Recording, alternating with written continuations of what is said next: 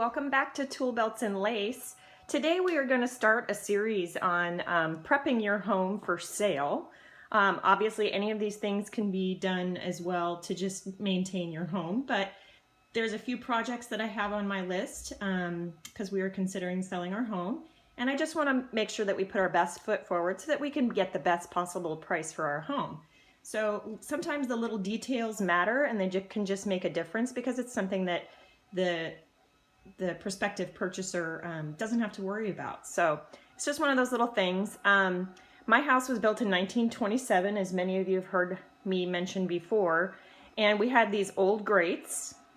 So I have a couple of options. I can go to the trouble of seeing if I can find the same size grates in a prettier design that has a pretty metal design, which ultimately, if I was going to keep this house, I would definitely do. But because we're probably going to be selling, I want to just clean up what I have to make them look more presentable. So these are obviously the original grates. They have a little bit of surface rust on them, but it's pretty smooth, so I'm not going to worry about having to sand it or anything before I paint. So we're going to be spray painting these to make them look brand new. And so the first step, obviously, is you want to remove your floor grates. This is also a great opportunity to clean out your vents. This one's in the kitchen, so there's a little bit of food particles in there, probably some dust from my dog shaking off when he comes into the house. So we're going to take this opportunity to clean those out as well, just to, again, put our best foot forwards, and also to reduce allergens in the home, you know, when your air conditioner or your furnace kicks on. So the first thing you want to do, remove all the grates, and it would be good if when you remove them, you label where you pulled them from so that you know that you're going to put them back in the right spot. I have two different sizes here, so it's not that big of a deal, but obviously they're going to, you know, be a little better if I pull them from the same one. So like you can see, this one has a little bent area right here. It looks like someone tried to shove it or whatever. So I want to make sure that I put that one back to the right one. Ew. So anyway, so the first thing you're going to do is you're going to take a sponge. I have a non-scratch sponge here. It's just a little bit damp. As you can see, I'm almost done. But I've used a little bit of Dawn soap to just dampen the sponge and clean this off. This was by far the worst grate. And believe it or not, this looks a lot better than it did. So you can see, this is probably the worst one. I also, if you notice here, you can also see the little vent behind that opens and closes. So that's something else that you're going to want to make sure that you clean. A, because it's disgusting, but B, also because you can see those when you close the vent from the top. It's not going to be terribly noticeable, but it'd be noticeable enough to me. So I made sure to clean those as well. And we're going to make sure that we catch those with the spray paint. I'm not going to worry so much about the underside of it otherwise. I just want the parts that are going to be visible as you're looking down onto the vent to make sure that those parts look nice. So I'm not going to worry about spray painting this. That's a waste to me. So this one's pretty clean. I got a little stack going there. So, and I've already cleaned the top of this one, but I just kind of wanted to show you right here. You can see all the grime and stuff on there, and the dog hair and all that nasty stuff. So we're just going to take a second and clean that off.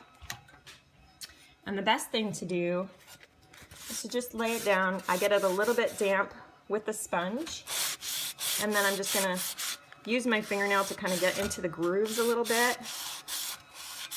And you can see that it's cleaning it off. It's not going to clean off all of it. If you have chippy paint on your vents, you might have to do some sanding. If it's really bad with rust or chips, you may just want to go ahead and replace all of them and not have to go to all this trouble. But I'm cheap and I like to do things around the house, so this is my opportunity to get this done. So let's see if I can. So I'm just cleaning it off real briefly. Like right here is not too bad, so I'm just kind of wiping it down to get residual dust off of there. So once I get all these clean, I want to make absolutely sure that they're completely dry before we start to paint. So we'll start to paint in the next section here. We're back on ToolBelts Lace with a project that I'm working on. Hello, Grizz. Yes, this is partially your fault that we're doing this. We are repainting the grates, the floor grates for the house to help prepare it for sale. And so I pulled this one off, which is the biggest one in the house, and it's the actual intake vent for the air conditioning and furnace. So I'm going to be cleaning that off so that I can spray paint it and make it look pretty. But in the process, I don't know if I just never bothered to lift this grate before or what the deal is, but I got a real good look down here, and I'm not sure if you can see that. Let's see if I can zoom in. Look at all that dog hair.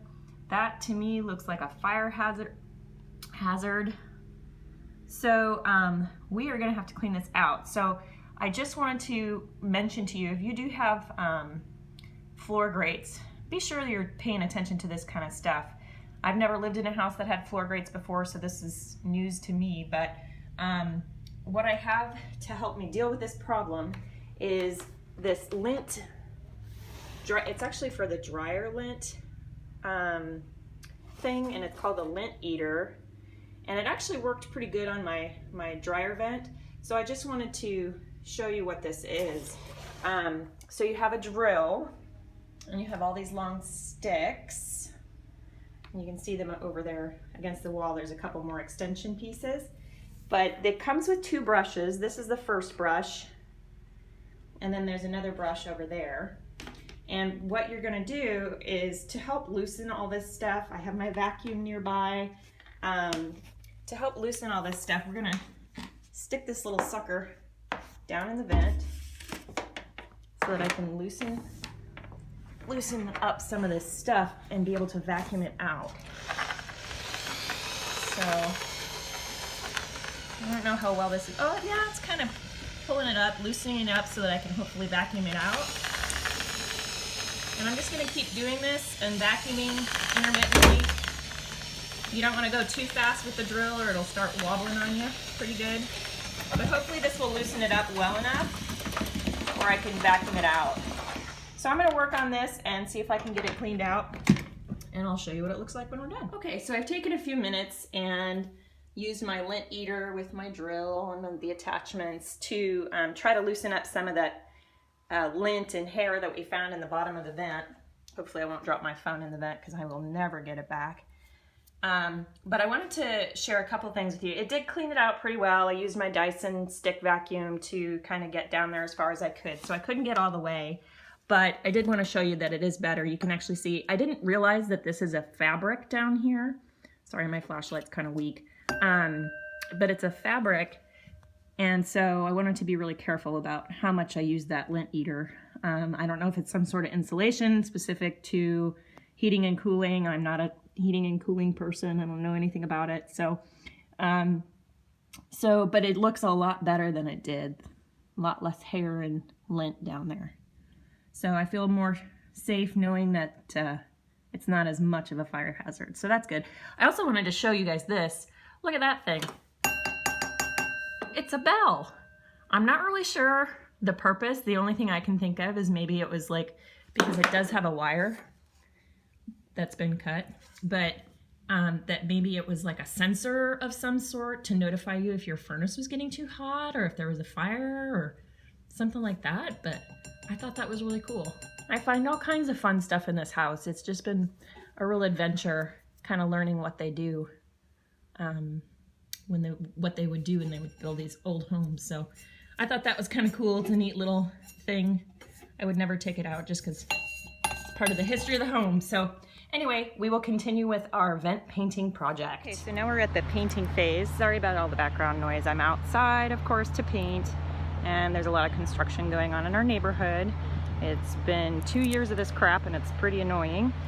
So anyway, I wanted to show you what I'm doing to make these vents look better. So as a reminder, this is what it looks like right now, and I cleaned these off with a sponge and a little bit of soap, and I let them dry. And so now, as I mentioned, we are going to paint these little flaps in here, because when you close the vent, we don't want to see this ugliness. We want to see the pretty paint that we're putting on. So we're going to start with doing that. Let's see if I can finagle these at the same time. So I'm just getting in here and I'm making broad sweeps in spurts to make sure that I'm covering the entire surface. And that looks pretty well covered. Nice bronze color. A little bit more on that end. You got to make sure you get into the corners. And then we're flipping it over. And we're going to do this other flap.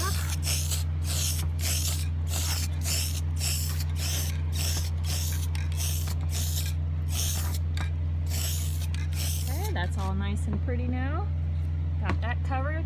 See, it's not taking me much time at all. I've already done all of the other pieces. I saved this one because it was the worst one, so that you could get a good idea of what this is going to turn out like. So now we're just going to do the same thing on the front, making sure you get all these vents, so you got to come at it from different angles as you're sweeping to make sure that you get the whole area covered.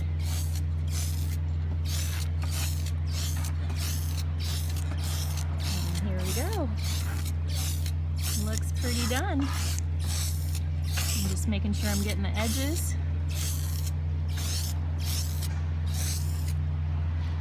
And there we go. It's all painted.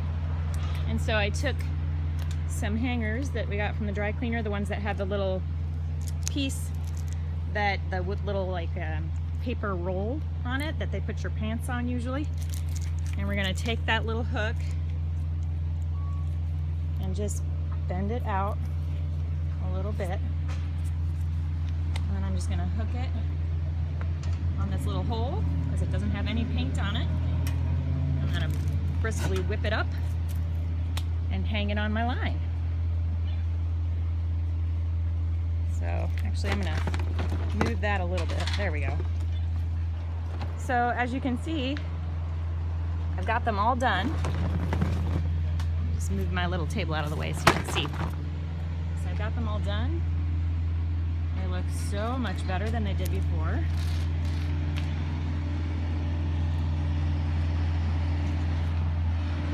I did that little thing. It looks like a little oven grate, but it came off of the big one, which is hanging over here. That was the generator. Lovely. We all know I love generators, but when it's interrupting my sleep, blocking my streets, I just find it annoying. Anyway, so they're all done. So I'm just hanging them here to dry. And I'll give you a picture once we get them put back into the floor. So the grates are all painted and they're dried, and I have replaced them into the floor. And oh my goodness, they look so nice. I'm so happy with the end result. They're no longer chippy and ugly. They're just really pretty. Look at this one. They look so nice. It's so much better. Yay, project number 1 is completed. Thanks for watching, everybody. Happy homemaking. Say bye, Drew.